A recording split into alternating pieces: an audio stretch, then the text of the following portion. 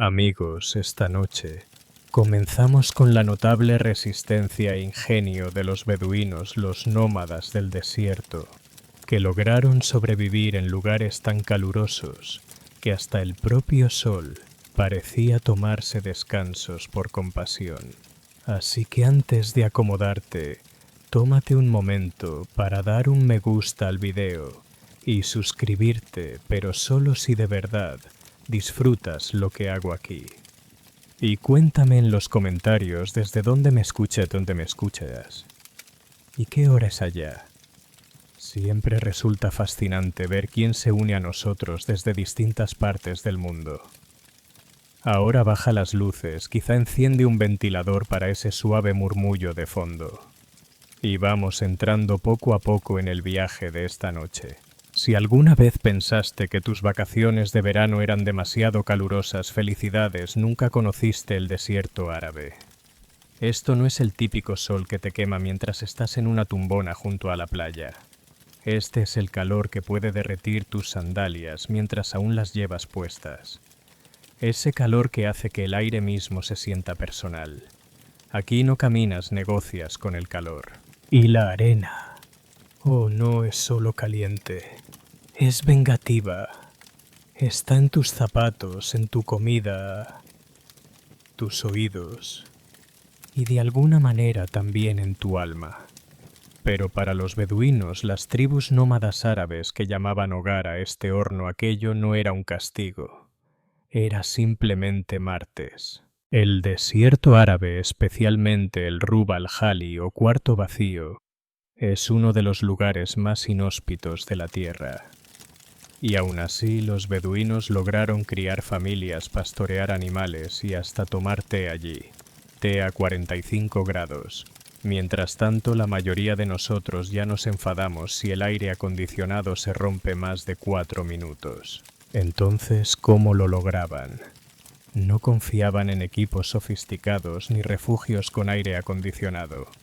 No tenían toallas refrigerantes, relojes inteligentes, ni botellas de agua filtrada con nombres de montañas.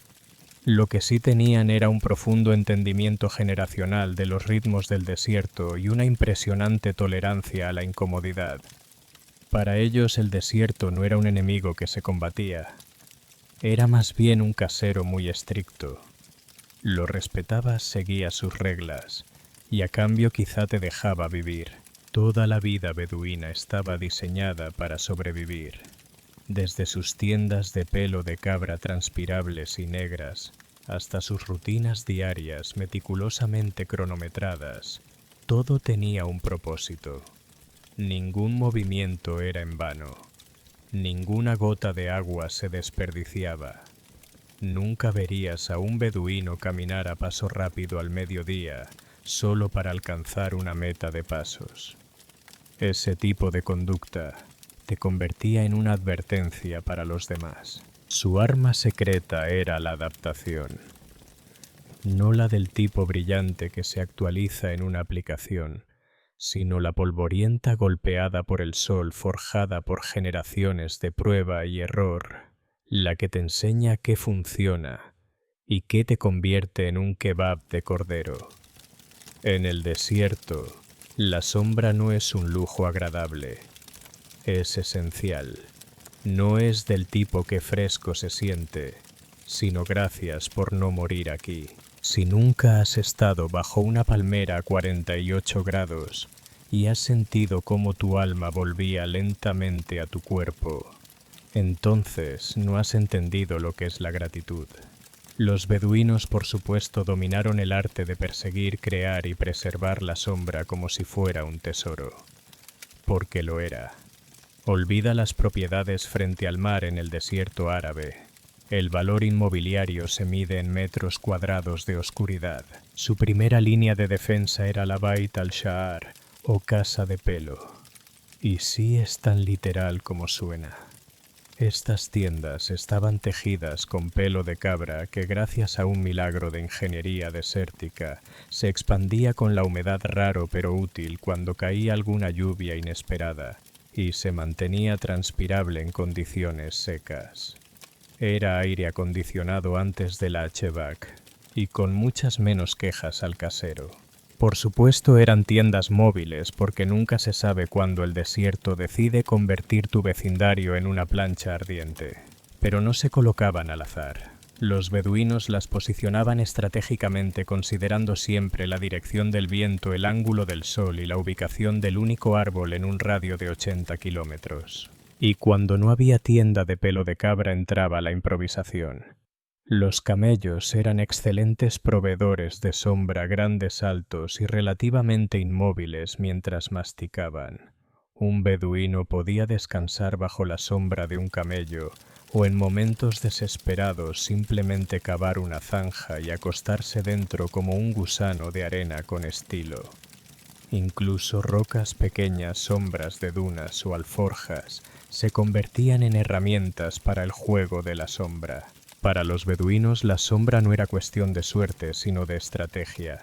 Viajar temprano o tarde significaba saber exactamente a dónde ibas cuando todo parecía igual. Los beduinos no usaban brújulas, usaban las estrellas, las sombras, y una memoria tan aguda que probablemente podía recitar los patrones de las dunas por nombre. Sabían evitar los valles rocosos que atrapaban calor donde la arena era más blanda y qué terreno era más horno lento que freidora profunda. Sabían cuándo desviarse, cuándo trepar y cuándo decir «hoy no, mejor esperamos» y quedarse bajo una tienda de pelo de cabra. Para los forasteros su paso parecía lento, pero en realidad era el ritmo de la supervivencia. Acelerar significaba sudar más, perder agua más rápido y arriesgarse a un golpe de calor. El movimiento constante y medido garantizaba llegar al próximo pozo, aldea o árbol con la energía suficiente para seguir disfrutando de estar vivo. Y no se puede hablar de la supervivencia beduina sin mencionar a la verdadera estrella del espectáculo, el camello. Estos animales no solo sobrevivían al desierto, lo hacían parecer fácil. Los camellos eran la versión desértica de una navaja suiza. Transporte sombra, fábrica de leche, sistema de alerta temprana, y de vez en cuando un problema de actitud, todo en un paquete peludo y lleno de bultos. A primera vista los camellos parecen gruñones desgarbados y ligeramente molestos por la existencia, pero para los beduinos eran compañeros de vida. Un beduino sin camello era solo un hombre parado en una ola de calor preguntándose por qué le dolían los pies. Primero que nada, los camellos podían pasar días, incluso semanas, sin agua. No era un truco de feria, era un superpoder evolutivo. Sus cuerpos almacenan grasa en las jorobas, no agua, y regulan el sudor mejor que muchos influencers del fitness. Mientras tú te derrites bajo el sol como una paleta barata, los camellos caminan con una expresión que básicamente dice aficionado. Sus pies enormes y acolchados son perfectos para caminar sobre la arena caliente sin hundirse ni chisporrotear como tocino. Sus fosas nasales pueden cerrarse durante las tormentas de arena. Exacto, los camellos pueden literalmente bloquear al desierto. Intenta hacer eso con tu alergia al polen. Y su leche nutritiva un poco salada y consumida incluso sin refrigeración. Era desayuno, almuerzo y terapia de electrolitos todo en uno. Los beduinos usaban a los camellos no solo para cargar provisiones, sino también para localizar agua. Estos animales tenían un sexto sentido para la supervivencia. Si un camello levantaba la cabeza y giraba a la izquierda, lo seguías aunque tu GPS interno dijera otra cosa. Pero tener un camello no era como tener una mascota. Era más como tener un compañero de trabajo temperamental que a veces te escupía, pero que también podía salvarte la vida. Los beduinos respetaban a sus camellos. Les hablaban, les ponían nombres y los trataban mejor que algunos modernos tratan a sus routers de internet. Imagínalo, es mediodía en el desierto. El sol cuelga arriba como una lámpara de calor de un dios particularmente enojado. Tu sudor está sudando. La lógica dice, agua, hielo, algo frío, por favor. Pero el beduino responde, tomemos un té bien caliente. Sí, lo escuchaste bien. En medio de un horno de arena y resignación, los beduinos bebían té hirviendo. Y no era una broma irónica, era una estrategia real de supervivencia. Un giro termodinámico que dejaría perplejo al turista promedio con aire acondicionado. La lógica respaldada por la tradición y la física es esta: beber líquidos calientes le indica a tu cuerpo que se enfríe. Empiezas a sudar, y ese sudor, al evaporarse en el aire seco, enfría el cuerpo mucho más eficazmente que tragar agua fría y esperar a que tus órganos hagan algo útil. Además, a diferencia del agua helada que puede darte calambres o hacerte sentir hinchado, cuando ya estás deshidratado, el té entra suave y promueve una hidratación medida, sorbo a sorbo, sin atracones, sin congelamiento cerebral, solo eficiencia, calma, con un toque de elegancia. Y no siempre era té simple. A veces lo preparaban con sal o con infusiones de hierbas locales del desierto como salvia o manzanilla. No eran mezclas de lujo de una boutique fina, eran recetas prácticas que reemplazaban electrolitos y calmaban el estómago. Muy útiles cuando tu cocina era una fogata y tu nevera una piedra. El té era más que hidratación, era ritual. El desierto despoja la vida hasta lo esencial y el círculo del té era uno de los pocos lujos que los beduinos mantenían. Hospitalidad, relatos, negociaciones de comercio. Todo ocurría entre tazas humeantes y cucharillas tintineantes. Y en un mundo donde sobrevivir significaba abrazar la incomodidad y dominar el propio calor corporal, el acto de beber té bajo un sol abrasador no era locura. Era control, dignidad, un pequeño gesto desafiante hacia el sol. En el desierto, el agua no era una bebida casual. Era un invitado VIP, una mercancía sagrada, y a veces una causa de conflicto tribal. Mientras hoy la mayoría piensa en agua como algo que sale del refrigerador en una botella con una montaña en la etiqueta, los beduinos la veían como un rey medieval, veía el oro preciosa, vigilada y jamás desperdiciada. Los beduinos no solo sobrevivían sin agua abundante, prosperaban con casi nada. Y el secreto no eran poderes místicos, sino planificación meticulosa y un código inquebrantable de respeto hacia el agua. Sabían dónde encontrarla. En un paisaje que parece una fotocopia interminable color arena, podían detectar pistas sutiles, una planta, una línea de aves, la forma del terreno y decir: detrás de esa duna hay un pozo. Y 9 de cada 10 veces tenían razón. Esa una vez que no, bueno, seguramente terminaba con un camello mirándolos de reojo. Cavaban pozos profundos, aprovechaban manantiales subterráneos e incluso recogían la condensación en telas durante la noche. Nada se desperdiciaba. Nadie derramaba un poco en honor a los amigos a menos que realmente los quisiera. Beber agua no era un libre albedrío. Se racionaba con cuidado, sobre todo en los viajes.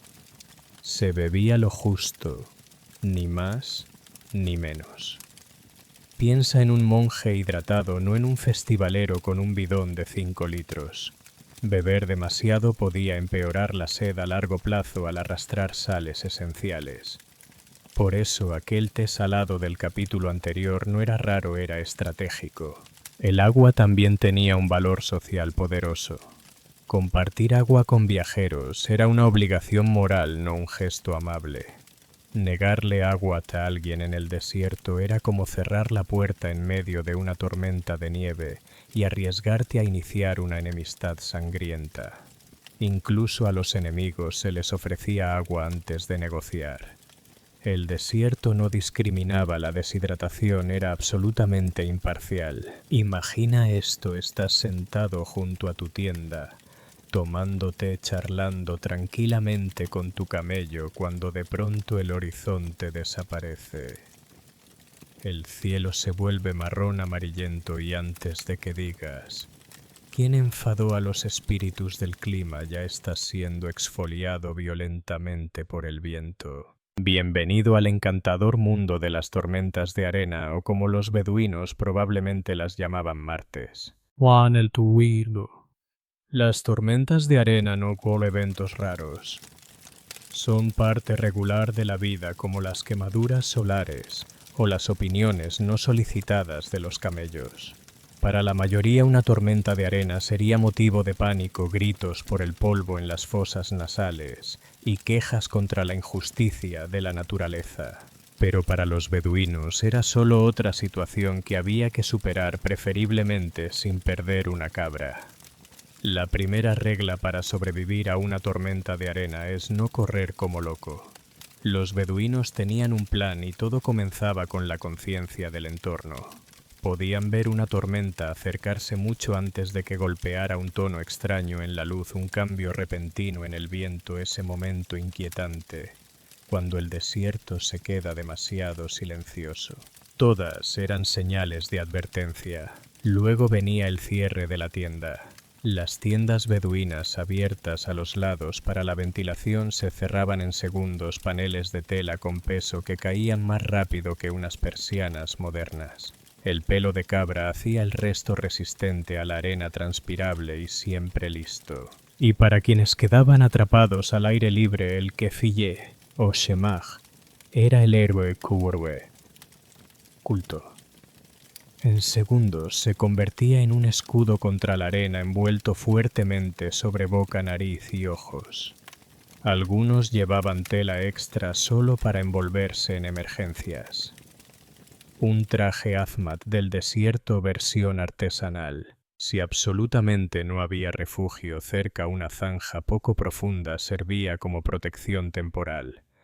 No era glamoroso, pero tampoco lo es inhalar 5 kilos del Sahara. Los beduinos se tumbaban, se cubrían y esperaban como ninjas del desierto, aunque más arenosos. La tormenta pasaba tarde o temprano. Después venía a sacudirse, revisar a los camellos y tal vez reír sobre quién tenía arena en el lugar más insólito. Pista siempre son las orejas. Para los beduinos, otra ronda de violencia dermatológica caída del cielo. Pero gracias a la planificación, la paciencia y las bufandas prácticas, lo manejaban como auténticos profesionales. Cuando vives en un lugar donde cocinar al aire libre es redundante porque el sol ya hace ese trabajo, tus elecciones de comida dejan de ser sobre explosiones de sabor y pasan a ser sobre no explotar tú mismo por agotamiento. Los beduinos lo sabían mejor que nadie. Su dieta no estaba diseñada para el lujo. No había banquetes de 7 platos ni frituras extravagantes y mucho menos antojos de medianoche. En parte porque los antojos de medianoche requieren leña y los árboles se rindieron hace siglos. El menú beduino se construía en torno a 3 principios: simplicidad, sostenibilidad y supervivencia. Empecemos con la estrella, la leche de camello. No era solo una bebida, era una navaja suiza nutricional, llena de grasa, proteína, vitaminas y un toque de magia hidratante. Se bebía fresca cuando era posible o fermentada en una bebida ligeramente espumosa parecida al yogur llamada laban. No era un batido, pero a 43 grados centígrados cumplía su misión. Los dátiles eran otro básico. Estas pequeñas bombas de energía azucarada eran ligeras, no se echaban a perder, y aportaban potasio, fibra y una masticación satisfactoria. Como una versión natural del mix de frutos secos, pero sin las pasas dudosas. A menudo los beduinos combinaban dátiles con leche, lo más parecido a un postre dulce saciante, y por suerte no cubierto de arena. El pan plano se hacía cuando era posible, cocinado rápidamente sobre piedras calientes o en simples sartenes sobre el fuego. Nada de baguetes crujientes, solo carbohidratos funcionales y plegables que podían servir de plato o servilleta improvisada si las cosas se descontrolaban. La carne era rara, reservada para ceremonias, invitados, o cuando una cabra cometía algo imperdonable. Cuando se preparaba, se cocinaba despacio, a veces en hornos bajo tierra. Las especias eran mínimas, un poco de sal quizás, y sobre todo gratitud por estar comiendo. El agua no se tragaba a lo loco durante las comidas. Se sorbía estratégicamente después. No querías diluir los jugos gástricos ni desperdiciar líquidos preciosos en la digestión. Sí, incluso, el orden de comer estaba optimizado. Uno podría pensar que después de asarse todo el día el desierto te daría un respiro por la noche. Pero no, el sol se ocultaba y la temperatura no bajaba suavemente, se desplomaba como si tropezara con su propia túnica. Para los beduinos dormir significaba aprender a vivir entre dos extremos, horno de día, nevera de noche. Olvida camas de plumas y colchones con memoria. La comodidad se medía por cuántos insectos no tragabas mientras roncabas con la boca abierta. En los meses más calurosos dormían al aire libre bajo las estrellas, a veces con nada más que una manta y una plegaria. No lo imagines como un campamento romántico de Instagram, sino más bien como acuéstate quieto y esperemos que llegue la brisa. El truco era dormir entre el atardecer y el amanecer, aprovechando esa ventana preciosa de frescor relativo. Las mejores camas, un parche suave de arena, una alforja como almohada y tu camello aparcado cerca para seguridad, sombra y apoyo moral. Nada dice dulces sueños como un animal gruñón masticando en la oscuridad. Pero cuando el calor era insoportable, las siestas del mediodía se volvían esenciales, no opcionales. No empujabas tu cuerpo como un oficinista dopado de cafeína intentando impresionar al jefe. Te tumbabas, cerrabas los ojos y te rendías. No era pereza, era lógica desértica. En los meses fríos, dormir dentro de la tienda de pelo de cabra era necesario con mantas gruesas y capas extras. La misma tienda que respiraba en el calor ahora se volvía un cálido capullo, salvo que el viento decidiera tener una rabieta y lanzarte arena en la cara. No había horarios estrictos, solo el entendimiento de que se dormía cuando se podía, y a menudo por turnos. Alguien debía vigilar el fuego, alguien a los animales, y alguien roncar lo suficiente para mantener a raya a los chacales. Seamos honestos, criar hijos ya es difícil con aire acondicionado y un frigorífico lleno. Ahora imagínalo en el desierto donde los juguetes son rocas, el parque es una duna, y la primera palabra de tu hijo podría ser camello. Los niños beduinos no tenían infancias de juegos de plástico ni snacks sin gluten. Tenían algo más intenso, un entrenamiento de vida endurecido por el calor que empezaba unos 5 minutos después de nacer. Desde pequeños se esperaba que se adaptaran al desierto, no al revés. Se les envolvía en tela así como pequeños burritos adorables, protegidos del sol, de la arena y de los escorpiones inoportunos. Estas envolturas no eran solo para comodidad, ayudaban a regular la temperatura y a mantener las extremidades lejos de superficies ardientes, funcionales y estilosas. Pero la crianza beduina no era sobreprotección. No existían los padres helicópteros, solo los padres vigías de camellos.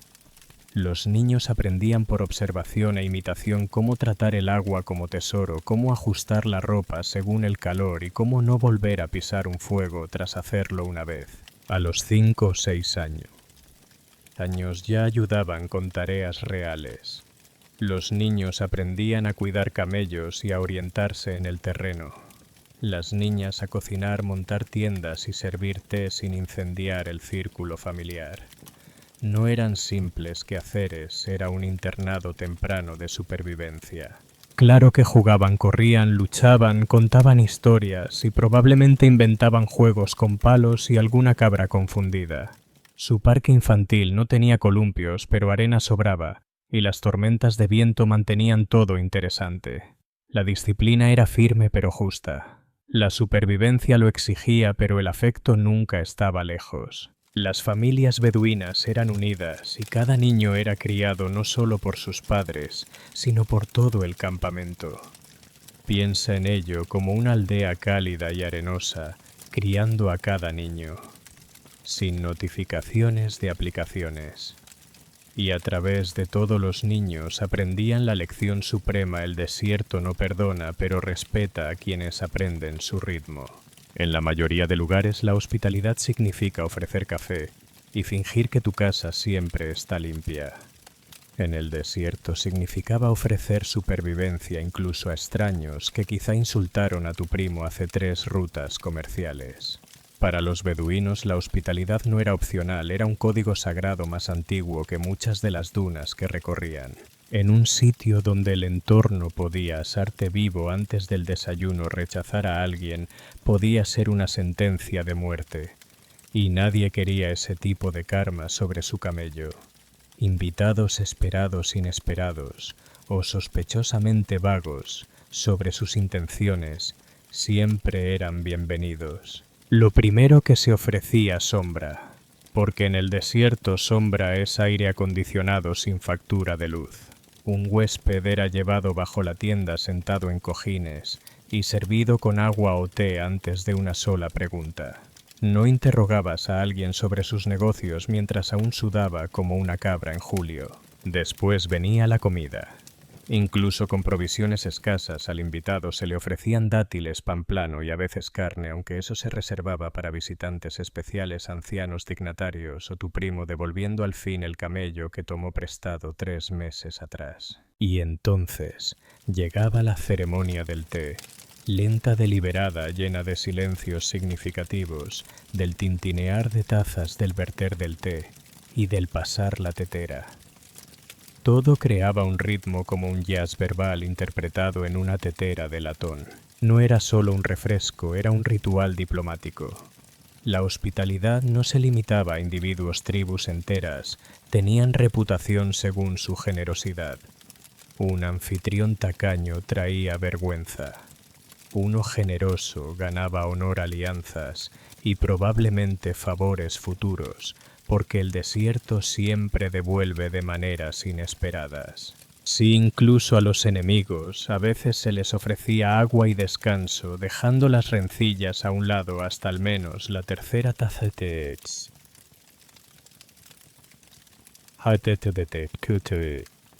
El código lo exigía. Después de todo, no se puede pelear si todos están inconscientes por golpe de calor. Para los beduinos la hospitalidad era más que modales.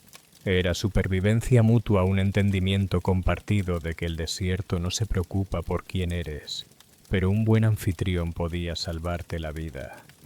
Y todo lo que costaba era un poco de agua, un poco de sombra y tu mejor taza de té. Cuando el sol por fin se escondía tras las dunas y el desierto bajaba de lava a roca caliente, era hora de contar historias. Y no del estilo Érase una vez con dragones y castillos. Las historias beduinas eran duras, astutas, y casi siempre implicaban a alguien engañando a un rival con una cabra y un puñado de dátiles. No había pantallas, ni suscripciones, ni ruedas de carga. Solo un fuego pequeño crepitando en la arena, un círculo de viajeros cansados, y ese tipo que siempre exageraba el final. Contar historias era más que entretenimiento, era gestión de memoria. Los beduinos no escribían las cosas. ¿Para qué desperdiciar papel que no tenían si contaban con una memoria llena de leyendas del desierto? Linajes tribales, mapas de estrellas y chistes que habían envejecido como buen queso de camello. Los niños aprendían historia no de libros de texto, sino de abuelas capaces de recitar genealogías enteras al revés, mientras hilaban o sorbían té. Sabían quién había traicionado a quién 3 generaciones atrás y lo contaban con pausas dramáticas y el toque justo de escándalo, para mantener a los niños con los ojos bien abiertos y la desconfianza hacia los vecinos. Cada tribu tenía su propia biblioteca de relatos, historias de supervivencia, pérdida, honor, amor y de vez en cuando una venganza poética. Había héroes, embaucadores, sabios ancianos y pozos malditos, todo transmitido a través de la voz, el ritmo y hasta gestos de cejas teatrales. Y como la vida en el desierto implicaba mucho esperar, Esperar a que pasara el calor, a que salieran las estrellas, a que el camello testarudo decidiera moverse, las historias eran el entretenimiento original. Nadie miraba una pantalla luminosa ignorando a la familia. Se miraban unos a otros, lo cual, siendo honestos, podía ser más aterrador. Contar historias también servía para preservar el conocimiento de supervivencia, dónde encontrar agua, qué plantas evitar, cómo calmar a un animal asustado. Todo envuelto en metáforas, rimas, y la inevitable fábula sobre un tío imprudente llamado Nasa el Sudoroso. El mundo moderno tiene la encantadora ilusión de que la naturaleza debe ser conquistada. Muros más altos, aires acondicionados más fuertes, bloqueadores solares más espesos. Pero los beduinos entendían algo más elegante: no se lucha contra el desierto. Se aprende su ritmo y se camina junto a él. Durante siglos, la vida beduina no se construyó sobre la oposición, sino sobre la adaptación. En lugar de pavimentar la arena, flotaban sobre ella como surfistas de calor y polvo. Sus tiendas se movían con las estaciones. Sus rutinas se ajustaban al sol. Y su paciencia se extendía más allá del horizonte. No vestían túnicas negras bajo el calor para desafiar el sentido común, lo hacían porque la circulación de aire importa. Sus cabras no eran ganado al azar, eran compactas máquinas de supervivencia con pezuñas. Incluso sus joyas tenían función, a veces dote, a veces moneda de emergencia. Nada era simple adorno, todo tenía propósito. Los beduinos no maldecían las tormentas de arena, las leían. No corrían el día, lo dosificaban. La mañana era para moverse, el mediodía para estar quietos, la tarde para té y relatos. No era pereza, era alfabetización climática. Incluso sus conflictos, por feroces que fueran, se manejaban con capas de honor y negociación. Porque en un paisaje implacable quemar puentes era una pésima estrategia de supervivencia. Su comprensión de la tierra se transmitía no mediante aplicaciones, sino mediante práctica. ¿Quieres aprender dónde se esconde el agua? Camina con alguien mayor. ¿Quieres orientarte en una noche sin luna? Observa cómo cambian las estrellas. No había atajos, solo experiencia vivida y respeto. Hoy construimos ciudades en medio de desiertos y fingimos que hemos ganado. Pero los beduinos sonreirían con calma y dirían que no se gana contra el desierto. Se gana un lugar en él día tras día. Así que cuando el sol se oculta y el viento trae el aroma de polvo y té lejano, recuerda, la verdadera supervivencia no consiste en resistir el poder de la naturaleza, sino en saber cuándo moverte, cuándo esperar y cuándo sentarte a beber tu té antes de que la arena decida unirse a ti. Porque en el desierto el calor no se preocupa por tu ego, pero tal vez respete tu humildad. Ella no nació entre sábanas de seda, ni en palacios abovedados, ni mucho menos. Hacia 1502, en las tierras ásperas de Rutenia, probablemente en lo que hoy es el oeste de Ucrania, una niña llamada Alexandra Lisovska vivía la vida sencilla de una campesina cristiana. Sus días estaban llenos de tareas, risas y nanas de los Cárpatos. Pero el destino, como suele hacer en los imperios, tenía otros planes. Invasores, probablemente tártaros de Crimea, aliados con el comercio de esclavos otomano, la arrancaron de ese mundo antes de que pudiera comprender lo brutal que podía ser la historia. Arrastrada de su aldea y encadenada en las largas caravanas de esclavos rumbo a los bulliciosos mercados de Estambul, Alexandra se convirtió en propiedad. Su belleza llamó la atención de quienes traficaban con carne humana. Pero sería algo mucho más peligroso lo que pronto la definiría su mente. A comienzos del siglo XVI, el harén otomano no era el escenario erótico de las fantasías hollywoodenses. Era un campo de batalla político. Y Alexandra, rebautizada como Hurrem, La alegre estaba a punto de jugar ese juego mejor que nadie antes que ella. Entró en el harén del sultán Solimán el Magnífico, el hombre más poderoso del mundo islámico. Gobernaba un imperio que se extendía desde las puertas de Viena hasta los desiertos de Arabia y desde el Danubio hasta el Nilo. Y sin embargo, a pesar de las miles de concubinas y consortes que le precedieron, fue esta esclava extranjera la que captó su atención y nunca lo soltó. Existen relatos contradictorios sobre cómo ascendió. Algunos dicen que fue su risa rara e irreverente en los oscuros corredores del palacio de Topkapi. Otros dicen que fue su dominio de la poesía, el ingenio y las lenguas. Hablaba varios idiomas y sabía cómo encantar, desarmar y fascinar. Sea como fuere, Solimán no solo la favoreció, se enamoró de ella. Pero Hürrem no venía a ser musa pasiva. Su ascenso no fue un accidente, fue una lección magistral de estrategia, oportunidad y pura voluntad. Reescribiría las reglas de la política cortesana otomana comenzando consigo misma. De esclava a consorte, ese era solo el inicio.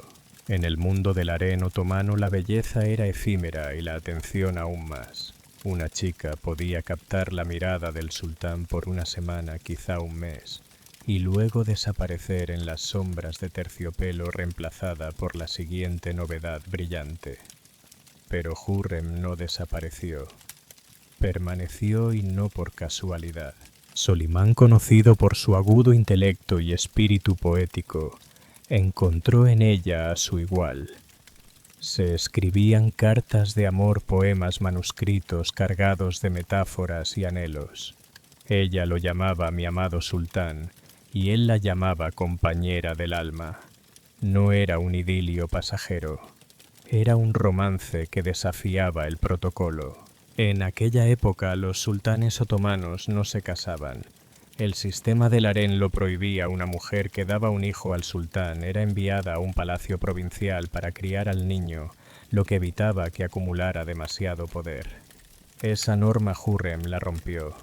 No solo permaneció en palacio, sino que tuvo varios hijos e hijas, y nunca se retiró. Se convirtió en su favorita oficial, luego en su única pareja.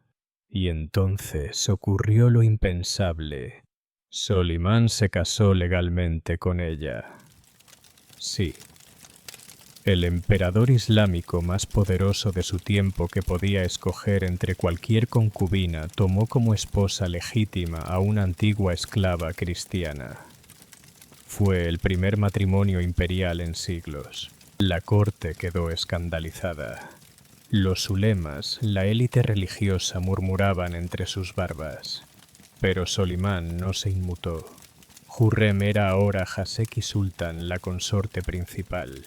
Ejercía una autoridad que ninguna mujer había tenido antes. El harén ya no era solo su residencia, se convirtió en su cuartel general. Los rumores crecían, manipulaba al sultán, le susurraba al oído antes de cada gran decisión. Los genízaros, los visires, incluso embajadores extranjeros tomaban nota. Informes y cartas comenzaban a referirse a ella como una figura en las sombras que moldeaba la política otomana. Y aún no había empezado con sus verdaderas jugadas de poder. En el Imperio Otomano, dar a luz a un hijo del sultán no era solo una bendición, era un arma, y Hürrem sabía cómo usarla. Su primer hijo Mehmed nació poco después de asegurar el afecto de Solimán. Luego vino Mihrimah, su única hija y confidente más cercana. Pronto le siguieron Selim Bayaceto y Cihangir. Con cada nacimiento su poder se solidificaba. Cada niño una pieza en el gran tablero imperial. Pero no se trataba solo de familia, sino de sucesión y supervivencia. La sucesión otomana no funcionaba como en los cuentos de hadas. No había un heredero claro. Era un brutal el ganador se queda con todo. Cuando un sultán moría, sus hijos debían luchar a menudo literalmente por el trono. y los perdedores no partían tranquilamente al exilio, solían ser estrangulados con un cordón de seda. Era tradición. Para Hürrem eso significaba que las apuestas eran existenciales. No era solo madre, era la general de una facción que luchaba para asegurar que sus hijos sobrevivieran a la tormenta que se avecinaba. Y había un obstáculo mayor, Mustafa. El príncipe Mustafa, hijo mayor de Solimán con una concubina anterior, Mahidevran, era amado por el pueblo, el ejército y la corte. Carismático, popular y competente, parecía el sucesor obvio. Eso lo convertía en una amenaza para Hürrem y sobre todo para sus hijos. La rivalidad entre Hürrem y Mahidevran no fue un simple pleito de sedas. Fue una guerra total. Hubo enfrentamientos físicos. Se cuenta que Mahidevran golpeó a Hürrem tan brutalmente que apareció ante el sultán con arañazos y moretones. Aquello le salió caro. Mahidevran fue desterrada de la corte mientras que la influencia de Hürrem no hizo más que crecer. Tras los tapices, Hürrem jugaba como una estratega consumada. Cultivó aliados en la corte, entre ellos el poderoso gran visir Rustem Pachá, quien más tarde se casaría con su hija Mihrima. También comenzó a escribir cartas a monarcas extranjeros, incluido el rey de Polonia, actuando como diplomática por derecho propio. Y lo más inquietante, corrían rumores de que Hürrem tramaba la caída de Mustafa. Fuera cierto o no, la semilla estaba plantada. El imperio se encaminaba hacia una confrontación mortal. Para Hürrem Sultan, la maternidad no era solo sagrada, era estratégica. En la década de 1550, la rivalidad entre el príncipe Mustafa y Hürrem ya no era simple chisme palaciego, era una bomba de tiempo. Mustafa había crecido hasta convertirse en un líder fuerte y capaz. Carismático, exitoso en lo militar y querido por los genízaros, muchos lo veían como el próximo sultán. Eso era una amenaza existencial no solo para Hürrem, sino para sus hijos. Lo que ocurrió después divide a los historiadores hasta hoy. Según muchas fuentes, Hürrem y su yerno Rustem Pachá, convenientemente gran visir, iniciaron una lenta campaña de sospecha. Susurros llegaron al oído de Solimán Mustafa. Estaba conspirando contra su padre. Se falsificaron cartas, se infiltraron espías y la insinuación era clara. Actúa ahora o enfréntate a la traición. En 1553, durante la campaña persa, Solimán, atormentado por las dudas, convocó a Mustafa a su tienda. El príncipe entró en traje ceremonial, inclinándose con respeto. Lo que siguió no fue ceremonial, los guardias reales lo apresaron y en silencio gélido lo estrangularon con un lazo de seda, el método tradicional para ejecutar a la realeza otomana. Testigos aseguran que Solimán observaba desde detrás de una cortina con el rostro impenetrable. La reacción en el imperio fue sísmica.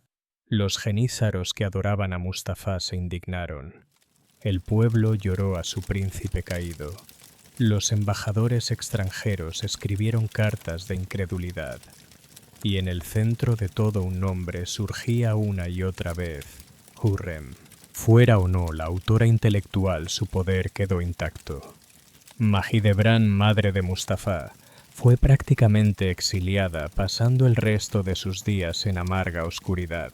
Mientras tanto, los hijos de Hürrem, especialmente Selim, se convirtieron en los únicos aspirantes viables al trono.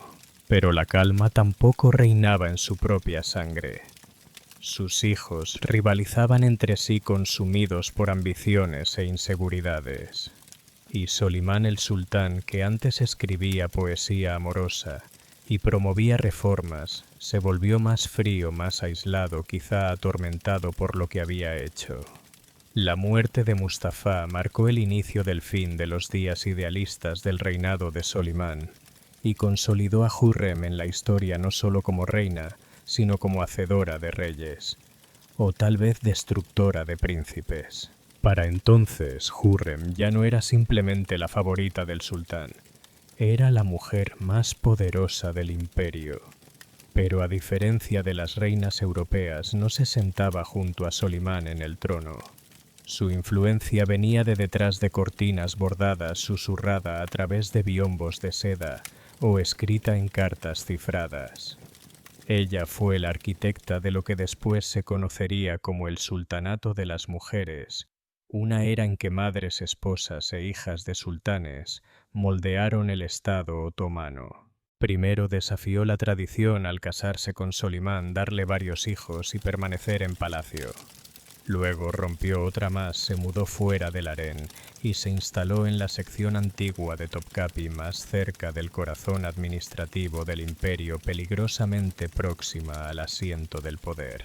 Desde allí actuó como consejera informal. Escribió a reyes como Segismundo II de Polonia, no como concubina, sino como socia soberana. Sus cartas eran diplomáticas firmes y sorprendentemente cultas. No era solo la fuerza tras el trono, ella misma era un trono.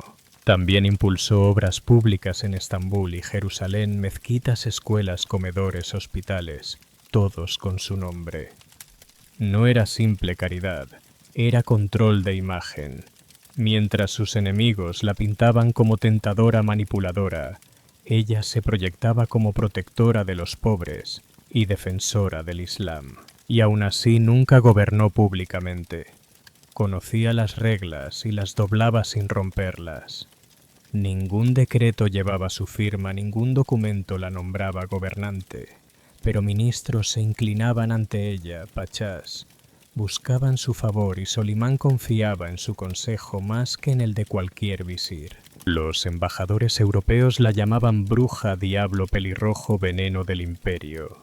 Pero en voz baja admitían que sin ella la corte otomana caería en caos. No llevaba corona, pero su sombra cubría el imperio como si la tuviera. El tiempo, sin embargo, avanzaba. Sus hijos crecían y las tensiones aumentaban. El imperio que había ayudado a estabilizar pronto podría devorarse desde dentro. Y Hürrem, siempre estratega, lo sabía, el juego aún no había terminado. El poder rara vez trae paz. Puede que hubiese eliminado a sus rivales y asegurado su posición junto a Solimán, pero el campo de batalla había cambiado de forma. Ahora eran sus propios hijos quienes se encontraban al filo de los cuchillos. Su primogénito Mehmed, antaño heredero favorito, murió joven en circunstancias sospechosas, aunque probablemente naturales. El dolor fue inmenso, pero no había tiempo para duelo. El trono debía pasar a alguien, y eso significaba que Selim Bayaceto y Cihangir pronto serían enfrentados en una guerra silenciosa que se tornaría sangrienta. Selim, más conocido por su gusto por el vino que por la diplomacia, no era el candidato más inspirador, pero era cauteloso y obediente, cualidades que Solimán valoraba. Bayaceto, en cambio, era ambicioso, carismático y quizá demasiado parecido a su difunto medio hermano Mustafa. Ese parecido le resultaría fatal. Las cartas de Hürrem de aquella época muestran a una mujer intentando equilibrar lealtad, amor y cálculo político. Procuraba mantener la paz entre sus hijos, fomentando la unidad y deseando una sucesión tranquila. Pero sabía la verdad, solo uno podía sobrevivir, y estaba Cihangir el menor.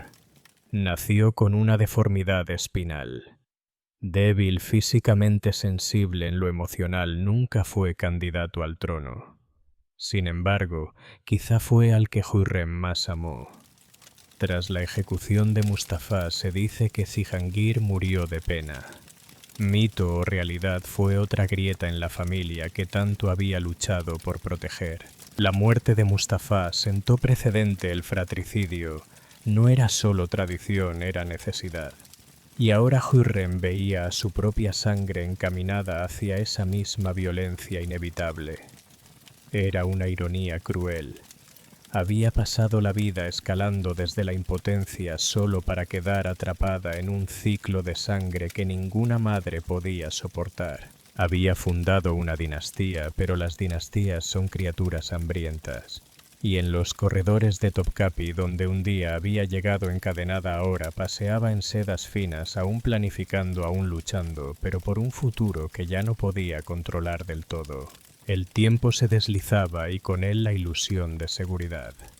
Mientras el imperio temblaba bajo el peso de las rivalidades internas, Hürrem Sultan puso los ojos en algo más duradero que la política, el legado. Siempre entendió que el poder era efímero, pero los monumentos podían susurrar su nombre mucho después de que sus enemigos se volvieran polvo. Así, mientras sus hijos conspiraban y Solimán se hundía en una corte cada vez más sombría, Hürrem se convirtió en mecenas de obras públicas a una escala que pocos hombres o mujeres podían soñar. Encargó el complejo de Haseki Sultán en Estambul, una maravilla arquitectónica que incluía mezquita, escuela, hospital y comedor público. No fue solo un regalo para el pueblo. Fue un mensaje tallado en piedra. Estuve aquí. Importé. Servía a algo más grande que las intrigas de la corte. También financió reparaciones en Jerusalén, ayudó a restaurar baños públicos y fuentes, y sostuvo fundaciones benéficas que alimentaban y vestían a los pobres.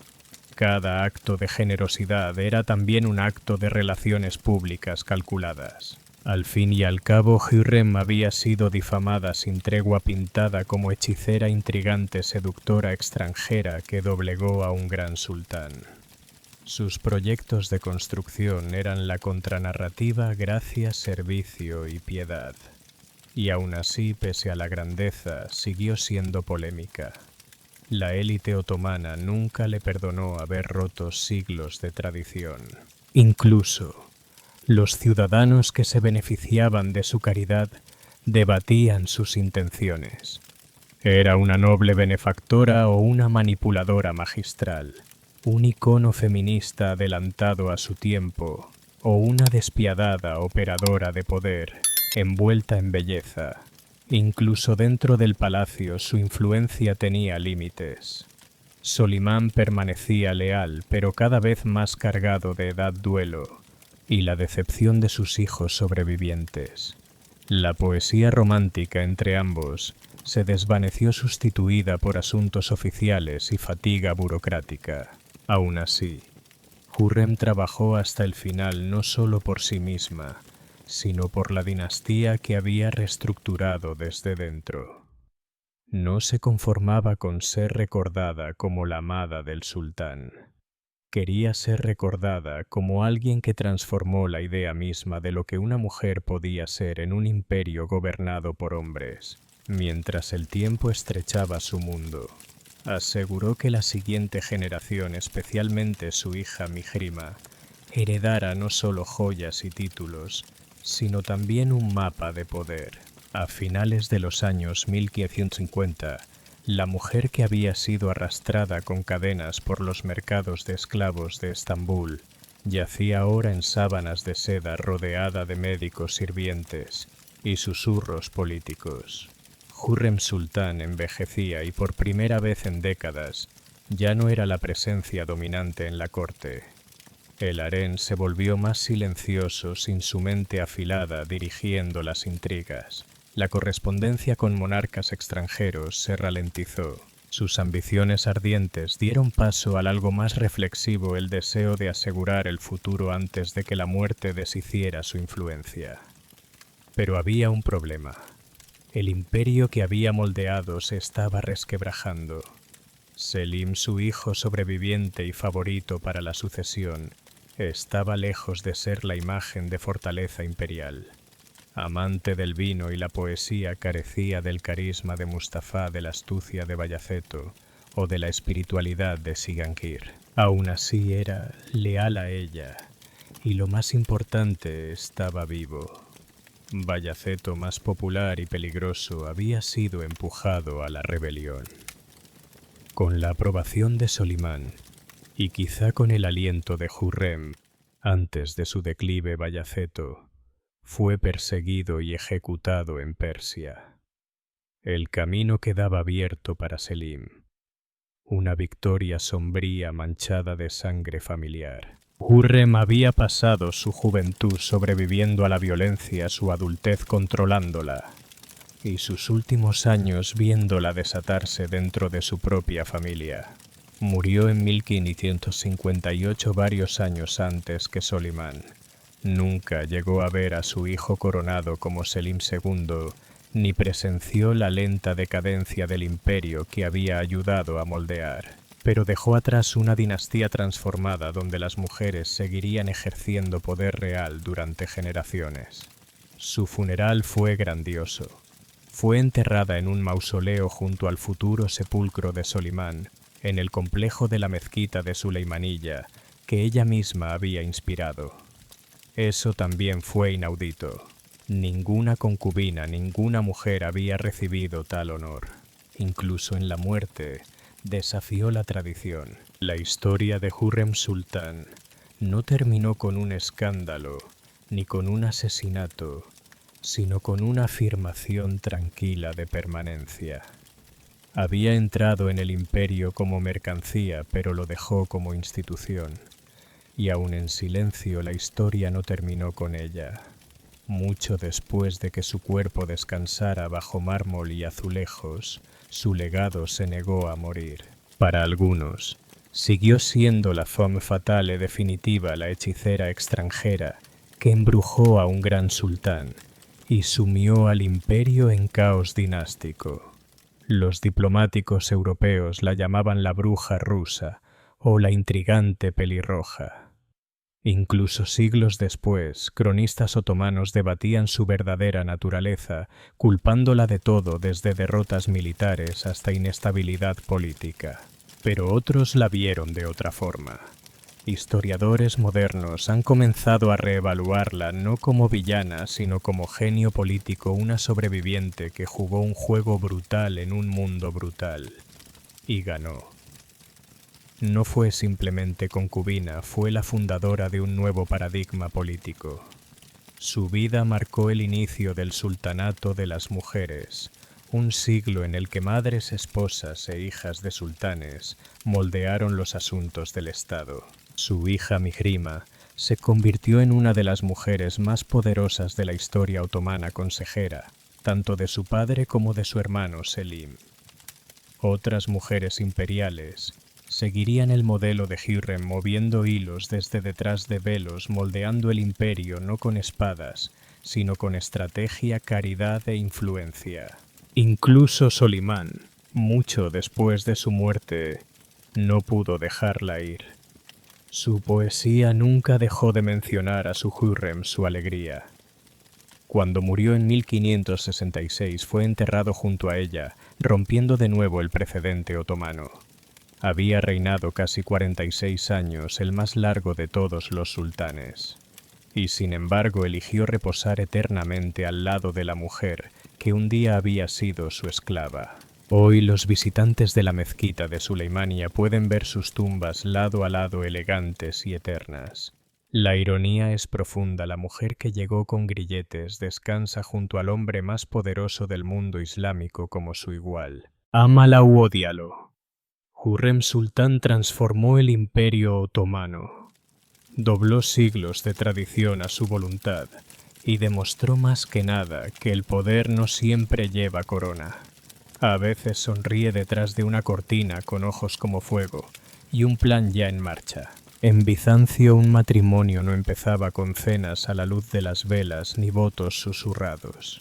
Empezaba con papel y tinta. Un contrato frío, calculado y sorprendentemente vinculante. El compromiso llamado Enesis era más transacción legal que historia de amor. Si esperabas violines y doncellas sonrojadas, estabas en el imperio equivocado. El proceso comenzaba con negociaciones entre familias, no entre los novios, que a menudo eran adolescentes apenas conocidos. Los verdaderos jugadores eran los padres, o si el novio tenía alto rango, la propia corte imperial. No se trataba solo de unir a dos personas, sino de unir propiedades, influencias y linajes. Una vez acordados los términos dote, derechos de propiedad, obligaciones familiares, el compromiso se sellaba ante testigos. y no a la ligera era legalmente vinculante. Romper un enesis sin motivo válido podía provocar demandas, escándalos y la ira de los obispos. En algunos casos la Iglesia exigía una anulación formal incluso aunque la boda aún no se hubiera celebrado. Y la novia en todo esto tenía poca voz. Las hijas bizantinas crecían para servir a la voluntad de la familia, no para perseguir romances. El matrimonio era visto como un deber espiritual, social y económico. Pero aunque la voz de la novia solía estar ausente, su cuerpo era central, se esperaba virginidad, y la prueba de castidad a menudo formaba parte de la negociación. Una reputación manchada podía arruinar un compromiso antes de empezar. Al finalizar el enesis, se intercambiaban regalos, símbolos de la unión venidera, anillos, túnicas, incluso ganado según el estatus social. Pero no era aún la boda. Era solo la preparación, el tablero de ajedrez dispuesto. La ceremonia real, el gamos, podía celebrarse semanas o meses después. El compromiso no era un simple preludio, era contrato de intención, declaración de estatus y en muchos casos jugada estratégica entre las élites. En Bizancio una hija nunca era solo hija, era también una dote en espera. Desde el momento en que nacía una niña en una familia bizantina, su valor no se medía en nanas o cuentos, sino en tierras, telas y monedas. El matrimonio no era solo expectativa social, era una estrategia económica de pleno derecho. La dote proix era el boleto de la novia hacia el matrimonio y a menudo su única protección dentro de él. No se trataba de calderilla. Para la aristocracia la dote podía incluir oro, plata, seda, esclavos y fincas rurales. Para familias de clase media solía ser más práctica mobiliario doméstico, ropa, tal vez una modesta suma en efectivo. Pero sin importar el tamaño, el mensaje era el mismo. Aquí está nuestra hija y esto es lo que aporta a tu casa. No era generosidad medieval. La dote era una especie de póliza de seguro matrimonial. Si el esposo moría o la abandonaba, algo no raro en uniones políticas, ella tenía derecho a reclamar su dote. Le pertenecía por ley, más o menos. Siempre que nadie poderoso la disputara, y siempre que ella no agitara demasiado las aguas. Para las familias ricas y nobles, la dote no era solo protección, era un arma. Con ella podían forjar alianzas, ganarse el favor de la corte imperial o comprar influencia.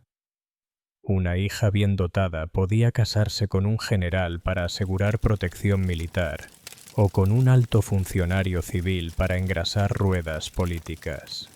Las hijas se desplegaban como peones en un tablero de mármol, unas destinadas al matrimonio, otras al monasterio, y unas pocas afortunadas a captar la mirada del emperador. Por supuesto, esto generaba enorme presión sobre las familias. Si había varias hijas, la carga financiera podía ser aplastante.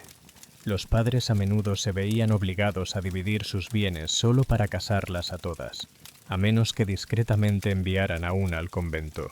Pero las dotes no eran solo herramientas financieras, también eran marcadores de estatus. Una novia que entraba en la casa de su esposo no llevaba solo plata, sino orgullo. La riqueza de su familia se mostraba como un anuncio ambulante. Sin presión, ¿verdad? Así que antes de los velos, antes de las coronas, antes de que sonaran las campanas, era la dote la que hacía o deshacía a la novia bizantina. Si el compromiso era la reunión de negocios y la dote la transacción, entonces la boda en sí era el espectáculo. ¿Y qué espectáculo? Una boda bizantina no era un asunto privado. Era una representación pública de unidad, clase y legitimidad religiosa. Para la élite podía durar varios días con rituales cuidadosamente coreografiados que mezclaban pompa romana, santidad cristiana y opulencia oriental. Incluso entre los comunes, la boda era un espectáculo cuanto más elaborada, más respetable.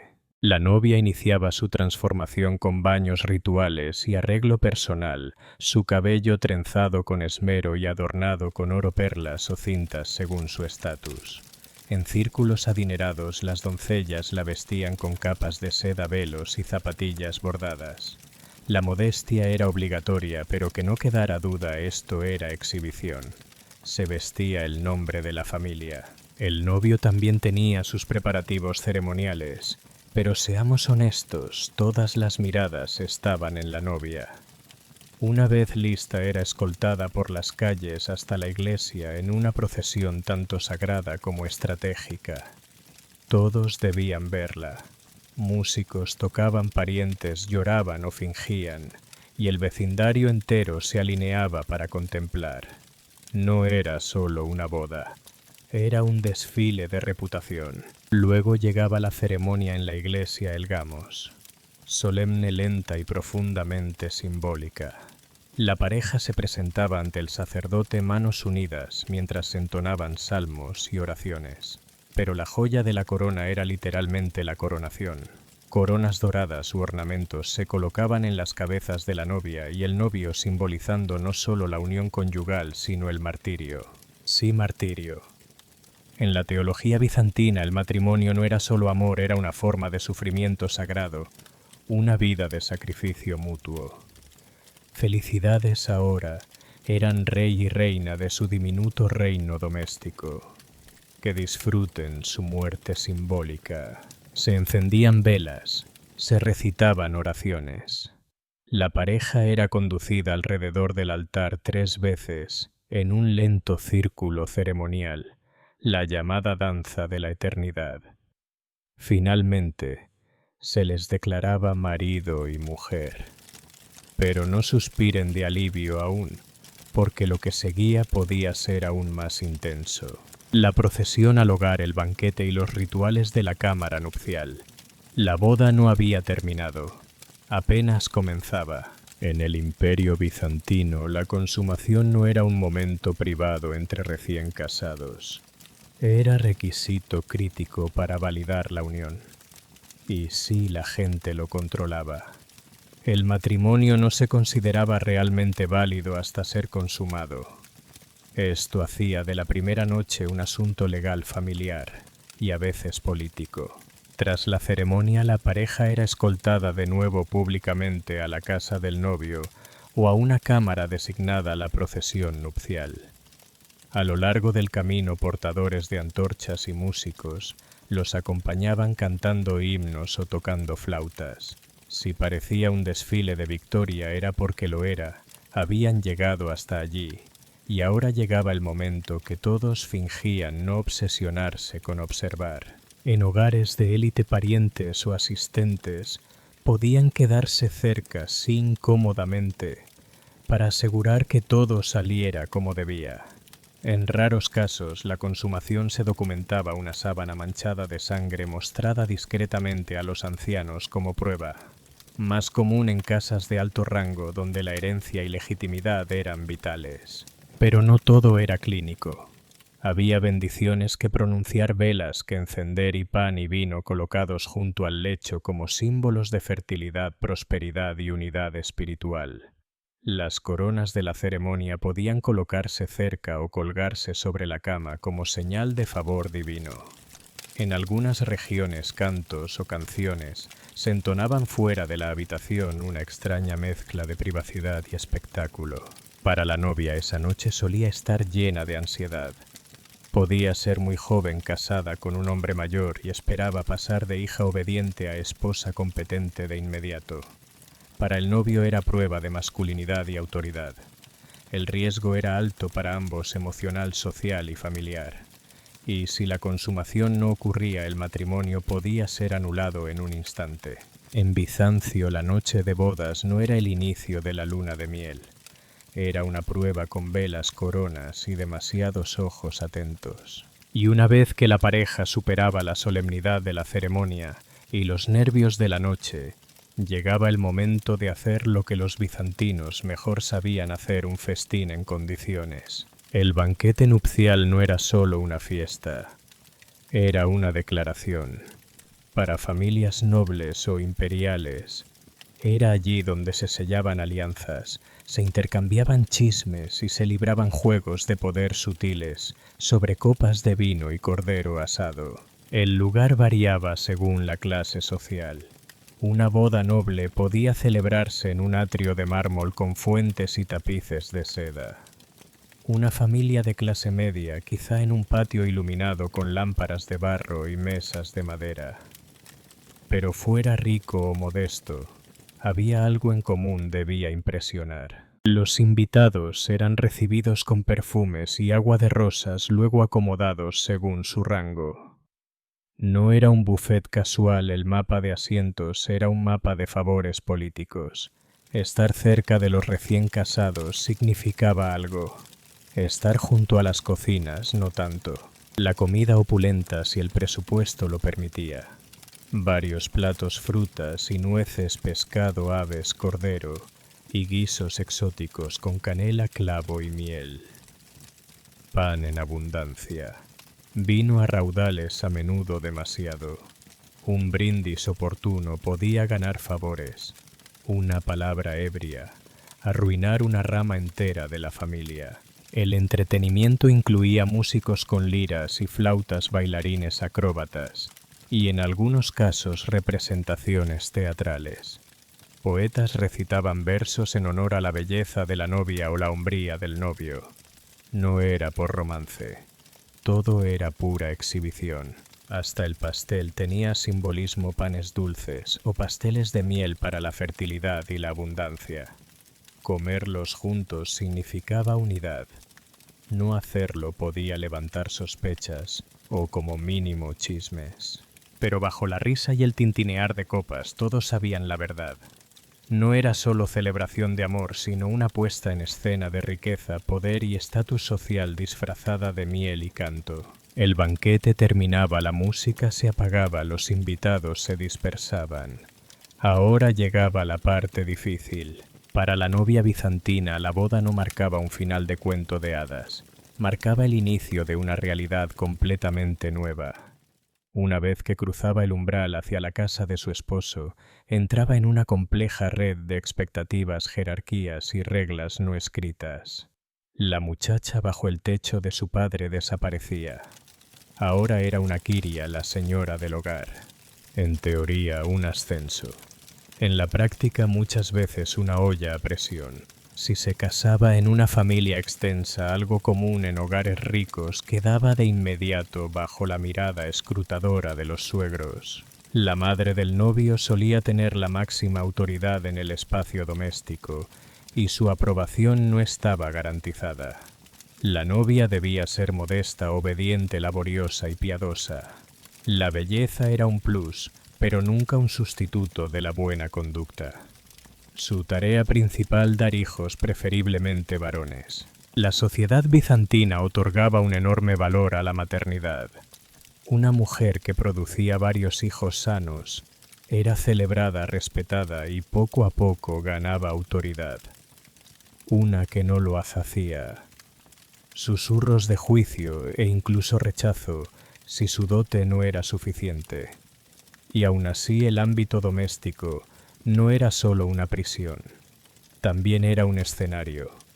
Una esposa astuta podía aumentar su influencia administrando las finanzas del hogar, supervisando sirvientes y tejiendo relaciones con otras mujeres de la comunidad. Las mujeres construían redes informales de poder, especialmente en ciudades como Constantinopla, a través de la iglesia, los lazos familiares y las conexiones comerciales. La vida religiosa también moldeaba su rutina. La Iglesia ortodoxa influía fuertemente en los roles matrimoniales, y la esposa ideal se concebía como un reflejo de la Virgen María pura, fiel y discretamente fuerte. Ir a misa, ayunar y participar en festivales de santos era tan esperado como preparar la cena.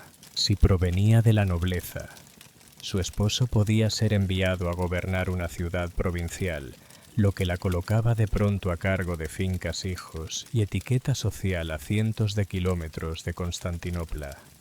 El velo brillante de la boda era solo para el espectáculo. Lo que seguía era una vida de deber, disciplina y a menudo de supervivencia delicada. Una esposa bizantina no era solo una mujer casada, era una diplomática en su propio hogar. En Bizancio el amor era opcional. La política no. Detrás de los velos y liturgias, cada matrimonio tenía el potencial de reconfigurar el imperio. Desde aldeas rurales hasta el palacio imperial, una boda nunca trataba solo de dos personas, representaba familias, facciones, fortunas y a veces provincias enteras. Entre la aristocracia los matrimonios eran tratados como tratados. El emperador podía casar a su hija con un príncipe extranjero para sellar la paz. Un general podía emparentar con la familia imperial para ganar legitimidad. Incluso el clero, aunque célibe, actuaba a menudo como casamentero político. El emperador Constantino III, por ejemplo, usó alianzas matrimoniales para consolidar su poder dinástico, su unión con Helena.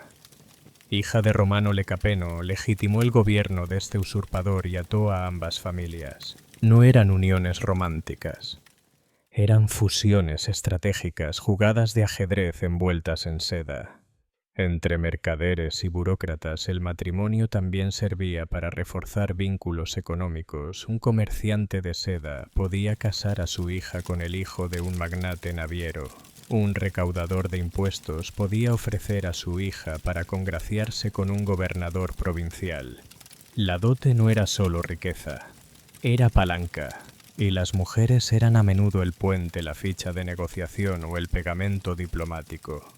Una noble casada con una familia rival podía ser la encargada de suavizar tensiones de décadas mediante su encanto, lealtad y, por supuesto, hijos. El fracaso significaba desgracia, el éxito poder. Esto se extendía más allá de Bizancio. Princesas imperiales eran enviadas al extranjero para casarse con gobernantes foráneos.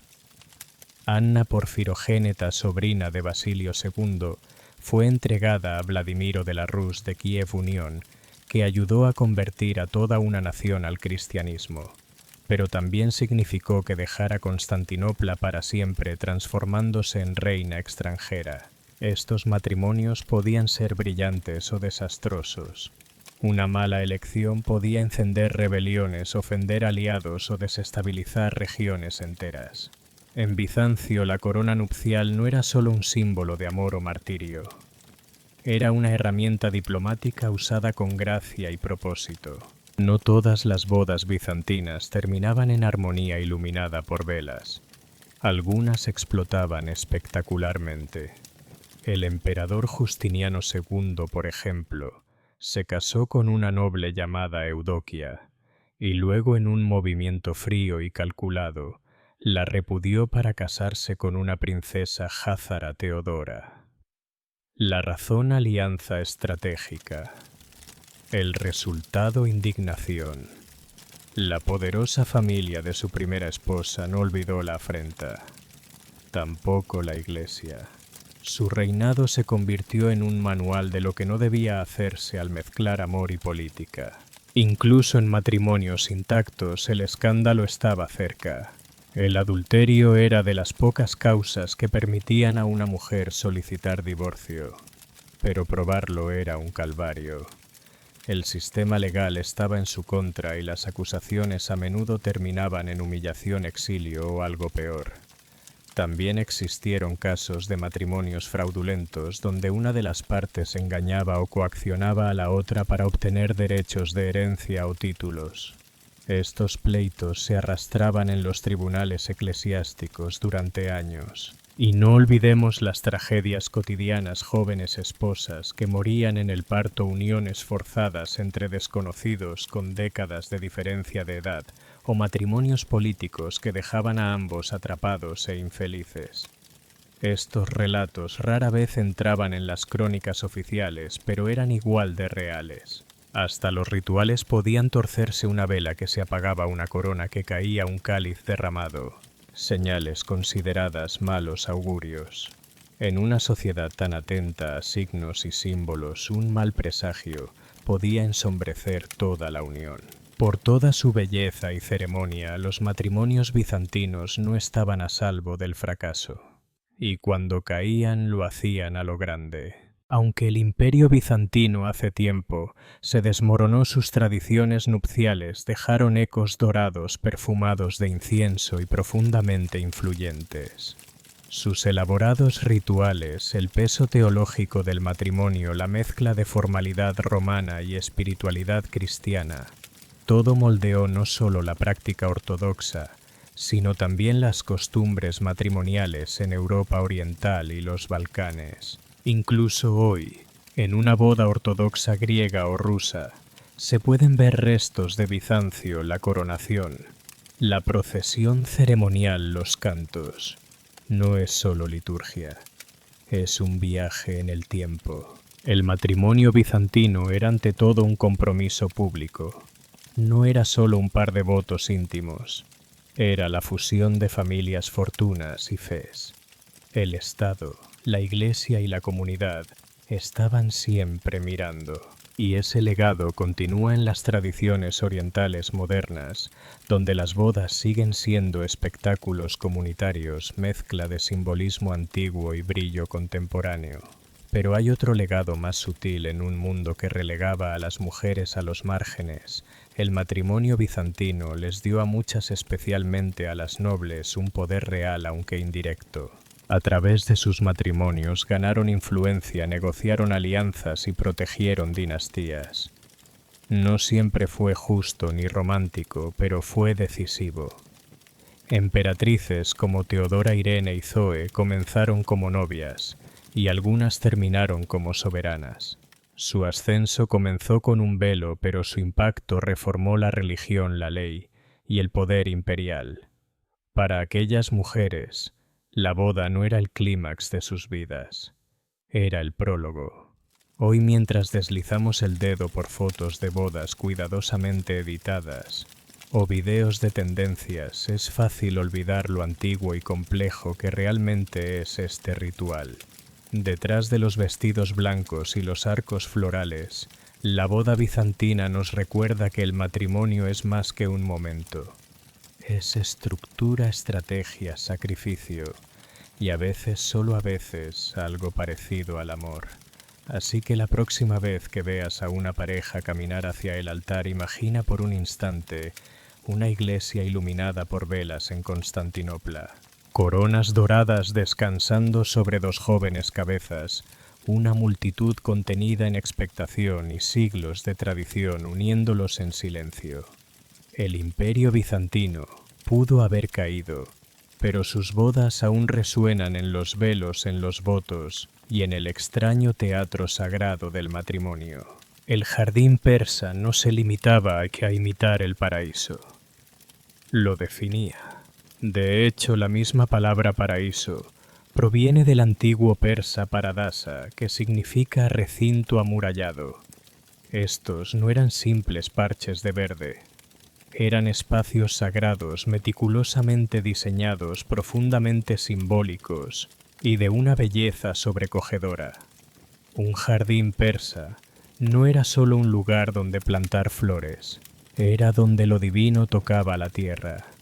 En una región dominada por paisajes áridos y calor abrasador, la existencia de un oasis sombreado con agua fluyendo era poco menos que un milagro. Y ese contraste era precisamente el punto. El jardín persa debía sentirse milagroso. Era un Edén artificial, orden, impuesto sobre el caos, naturaleza domada y honrada al mismo tiempo. Y el diseño reflejaba esa filosofía. La simetría lo era todo. El esquema clásico llamado Chahar Bagh, o 4 jardines, dividía el espacio en 4 cuadrantes atravesados por canales de agua. No era solo riego, era cosmología. El diseño en 4 partes simbolizaba la visión zoroastriana y más tarde islámica del paraíso, donde fluyen 4 ríos de agua, leche, vino y miel desde un centro sagrado. En medio de muchos jardines se alzaba un pabellón, una alberca o una plataforma, el corazón simbólico. Allí se descansaba, se meditaba o se recitaba poesía rodeado de los elementos tierra. aire, agua y el suave aroma del jazmín o las rosas. Pero los jardines persas no eran únicamente experiencias sensoriales, eran declaraciones. Reyes nobles y eruditos los usaban para proyectar poder, intelecto y espiritualidad. Construir un jardín era un acto de creación comparable a levantar un palacio o escribir un gran verso. A veces incluso se consideraba más noble. Nada quedaba al azar: los árboles elegidos para dar sombra y fruto, las flores para el color y la fragancia, el agua para el movimiento y el sonido. Pájaros, brisas y reflejos eran parte de la coreografía. Entrar en un jardín persa era entrar en una visión de equilibrio perfecto hombre-naturaleza y lo divino en armonía. No se trataba de escapar, sino de elevarse. No era solo un lugar para caminar. Era un espacio donde el cielo descendía por diseño. En Persia el agua era más que una necesidad. Era un milagro. Y en el jardín se convertía en el alma. Rodeados de desiertos y montañas escarpadas, los ingenieros persas no dependían de la lluvia. Perfeccionaron el Qanat, un sistema de acueductos subterráneos que captaba manantiales lejanos en las montañas y conducía el agua a lo largo de kilómetros. Invisible, ingenioso y esencial. Sin el Qanat, el jardín sería polvo. Con él florecía el paraíso. Y cuando el agua llegaba al jardín, no se vertía al azar en un estanque. Se coreografiaba. Los jardines persas usaban el agua en movimiento no solo para regar, sino como experiencia. Canales estrechos, a veces de apenas unos centímetros, recorrían los senderos de piedra dividiendo el jardín en cuadrantes simétricos. Eran reflejo de los 4 ríos del paraíso, mencionados en el Corán y en textos zoroastrianos anteriores. Y el sonido, ese murmullo suave, no era ruido de fondo. Era música, un contrapunto refrescante al calor del día y a la quietud de la arquitectura. Para los visitantes sentados bajo granados o junto a rosales, el agua hablaba no solo a los ojos, sino al oído y al espíritu. Las fuentes se convertían en focos de atención. No eran los espectáculos a presión de los palacios europeos, sino estanques que burbujeaban suavemente y pilas geométricas donde el agua reflejaba el cielo y las estructuras, creando la ilusión del infinito. Era un espejo sagrado, los cielos tocando la tierra. En muchos jardines, el canal principal conducía al pabellón central, enfatizando la unidad, la dirección y la alineación divina. El agua en movimiento significaba vida y tiempo, pero dentro de los muros del jardín fluía según el diseño humano. Era en cierto modo la sumisión de la naturaleza a la geometría divina. Y pese a toda esa carga simbólica, el agua nunca dejaba de ser práctica. Regaba los árboles, refrescaba el aire y saciaba la sed. El milagro residía en cómo lo práctico y lo poético se fundían sin fisuras. En una tierra donde el agua era vida, el jardín persa la convertía en poesía fluyendo, brillando, eterna. Un jardín persa no era salvaje, no se extendía sin rumbo. Obedecía no solo al diseño humano, sino a principios cósmicos. La geometría en estos espacios no era decorativa, era sagrada. En el corazón del diseño de un jardín persa estaba el concepto de orden, no el de las tijeras y los setos recortados, sino un orden metafísico donde todo tenía su lugar, propósito y proporción. El diseño del Chahar Bagh no era solo eficiente, era espiritual. Dividía el espacio en 4 secciones iguales, y en su intersección se encontraba el corazón espiritual del jardín, un pabellón, una fuente, una plataforma.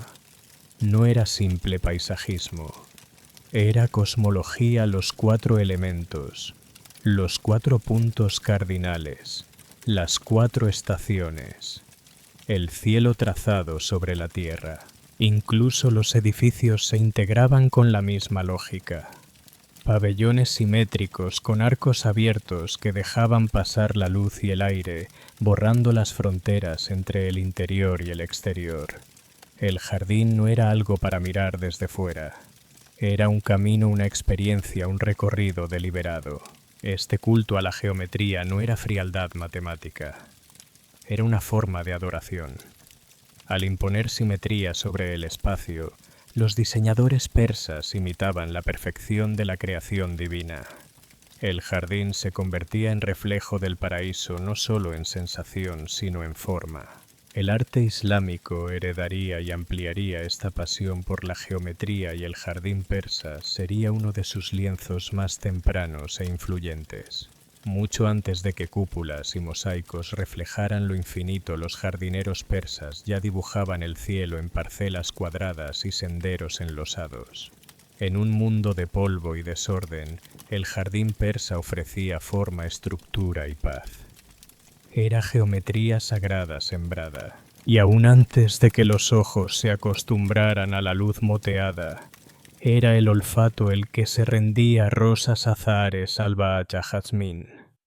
El jardín persa no era solo visual, era profundamente sensorial, y ningún sentido era más complacido que el del olfato. En una cultura donde poesía y naturaleza iban de la mano, las flores eran símbolos. La rosa, por ejemplo, representaba el amor divino. El ruiseñor y la rosa se convirtieron en imágenes constantes de la poesía persa, pasión, anhelo y lo efímero de la vida.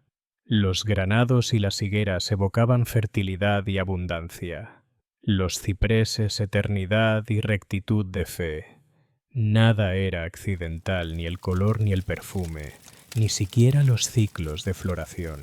Cada estación tenía su fragancia: en primavera narcisos y tulipanes, en verano rosas damascenas y albahaca, en otoño los últimos granados, y en invierno siempre verdes y senderos trazados mantenían viva la poesía. La fragancia era divina en la tradición islámica, el perfume estaba ligado a la pureza y al paraíso. Se dice que el profeta Mahoma amaba el perfume y las flores frescas. Por eso los jardines persas no solo olían bien, acercaban al visitante a Dios. La disposición de las plantas era tan geométrica como el diseño mismo. Filas de árboles bordeaban los canales de agua, los parterres de flores parecían mosaicos vivientes, y los rincones sombreados guardaban aromas que se deslizaban bajo arcos elegantes. Incluso el simple acto de caminar por el jardín estaba pensado para guiar al visitante a través de capas de fragancia y textura. La sombra se transformaba en luz.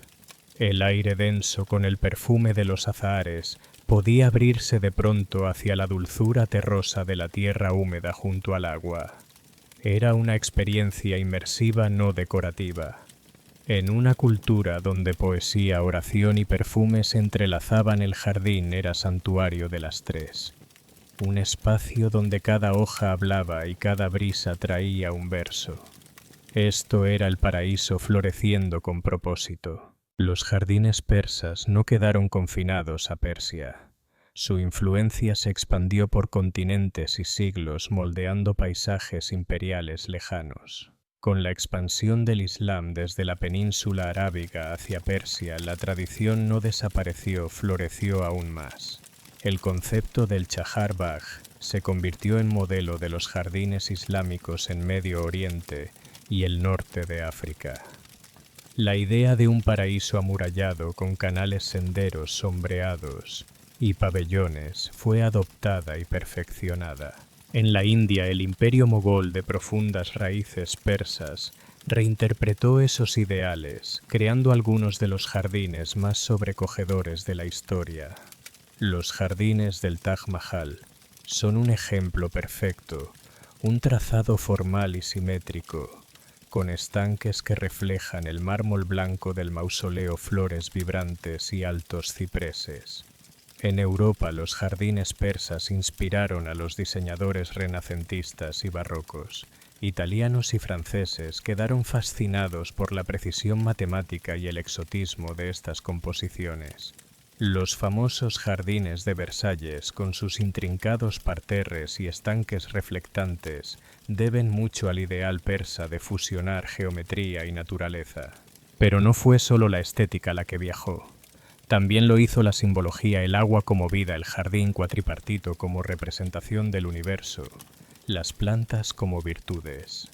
Los jardines persas se convirtieron en un lenguaje universal del paraíso en la tierra, adaptable a climas y culturas, pero fiel a su visión esencial, una armonía entre arte, naturaleza y espiritualidad.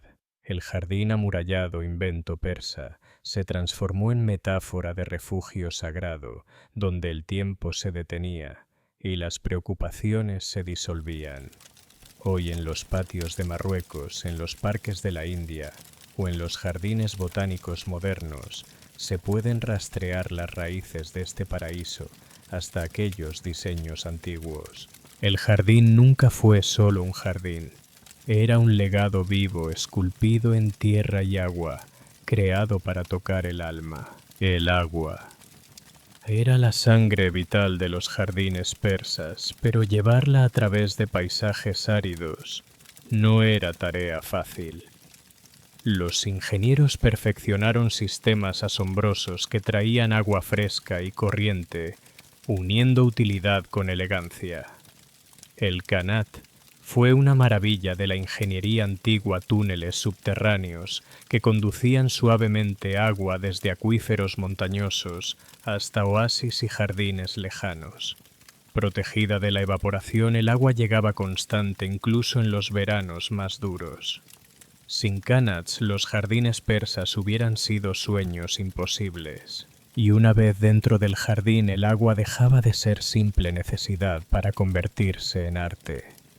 Canales estrechos dividían el espacio en secciones simétricas, regando plantas y creando líneas visuales acompañadas de un murmullo relajante. Eran como venas que daban vida y movimiento al diseño geométrico. Fuentes y estanques añadían otra capa de belleza y simbolismo. Los espejos de agua reflejaban el cielo y la arquitectura, creando ilusiones de infinito y uniendo tierra y firmamento. El murmullo del agua era compañero constante, pensado para calmar y evocar la eternidad. Este equilibrio delicado entre ingeniería y estética reflejaba la filosofía persa, la naturaleza. No se conquistaba, se armonizaba. El agua era pureza, renovación y bendición divina. En la tradición islámica, los jardines eran microcosmos del paraíso en la tierra donde el agua fluía eternamente. Los qanats, canales y norias no solo eran funcionales, también eran artísticos, guiaban la mirada y el paso invitando a la contemplación. Los jardines persas son testigos de una civilización que unió técnica y espiritualidad. Nos recuerdan que la belleza no es solo lo que vemos, sino cómo fluyen juntos naturaleza, arte e ingenio humano. En un jardín persa el agua no era riego, era poesía en movimiento, vida, hecha forma, paraíso hecho realidad. El jardín persa tampoco era solo plantas y agua, era arquitectura. Pabellones de piedra, arcos delicados, mosaicos intrincados se entrelazaban con la naturaleza para crear espacios de contemplación, poesía y reunión social. En el centro solía haber un kiosco o pabellón abierto, lugar para descansar, conversar o disfrutar del cambio de estaciones. Desde allí se admiraba la simetría del jardín y los juegos del agua. Hechos de madera tallada, azulejos vidriados o estuco, eran expresión de artesanía refinada. Los muros no eran simples límites, enmarcaban al jardín como santuario privado. Decorados con mosaicos o inscripciones, creaban un ambiente íntimo y protegido del mundo exterior. Los senderos de piedra o ladrillo guiaban a los visitantes en recorridos intencionados de flores luminosas, a sombras frescas del rumor de los canales, al silencio de un estanque. La arquitectura coreografiaba el movimiento en armonía con el paisaje. Incluso los materiales tenían simbolismo. Los azulejos con motivos florales repetían lo que crecía afuera las celosías, dejaban pasar brisas suaves y luz tamizada. El jardín era escenario de recitales poéticos, debates filosóficos y meditaciones silenciosas. Era extensión de la vida cortesana y del pensamiento. Esta integración arquitectura-naturaleza influyó profundamente en los mogoles de India y en el diseño europeo posterior. La idea de que edificios y jardines debían complementarse se convirtió en principio rector. En los jardines persas piedra y flor, sombra y agua eran aliados, creando un paraíso que celebraba tanto la creatividad humana como el mundo natural. Un jardín persa estaba vivo no solo por el agua y el perfume, sino por el paso del tiempo. Su diseño consideraba las estaciones, creando paisajes que cambiaban como la vida misma. La primavera era renacimiento, tulipanes, narcisos y crocos llenaban de color y granados albaricoqueros, y duraznos florecían en tonos suaves, promesa de abundancia. Los senderos se adornaban con hierbas frescas, dando la bienvenida tras el silencio invernal. El verano traía alivio a altos cipreses, y plátanos daban sombra sobre canales brillantes. Rosas y jazmines desplegaban sus perfumes más intensos mientras el sol se elevaba. Los estanques reflejaban el cielo azul y los pájaros revoloteando. El jardín se volvía refugio contra el calor, lugar para contemplar, recitar poesía y compartir té vespertino. Con el otoño llegaba un cambio de ánimo, hojas doradas y rojas granadas y higos maduros listos para la cosecha. El jardín se convertía en un tapiz de colores cálidos, perfumado con frutos maduros y tierra húmeda. Los jardineros preparaban la tierra y podaban las plantas, conscientes de que el ciclo pronto volvería a empezar. Incluso el invierno tenía su papel. Los árboles perennes se alzaban orgullosos contra los cielos pálidos, sus agujas aportando textura y vida cuando las flores dormían. La belleza estructural de los senderos de piedra, los muros y los pabellones tomaba el protagonismo. Cuando caía la nieve añadía una pureza silenciosa, cubriendo el jardín con un manto blanco. Esta conciencia del tiempo era espiritual. En el pensamiento persa e islámico, la vida misma era cíclica, un viaje a través de la creación, la decadencia y la renovación. El jardín era un microcosmos de ese viaje. Recordaba a los visitantes que la belleza y la vida eran efímeras para saborearse, pero no para aferrarse. El jardín cambiante también era una necesidad práctica. Diferentes plantas prosperaban en distintas estaciones, y el diseño aseguraba que siempre hubiera algo floreciendo o dando fruto, alimentando los sentidos durante todo el año. Al abrazar el tiempo, los jardines persas se convirtieron en poemas vivos, desplegándose lentamente, profundamente, con belleza. No eran instantáneas, estáticas del paraíso, sino reflejos cambiantes del cielo en la tierra. El jardín persa es mucho más que una curiosidad histórica.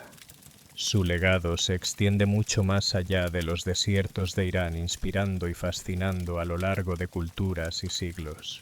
Desde las cortes de los emperadores mogoles en la India hasta las grandes fincas de Europa, el ideal persa de un paraíso amurallado con agua fluyente y diseño armónico ha dejado una huella imborrable.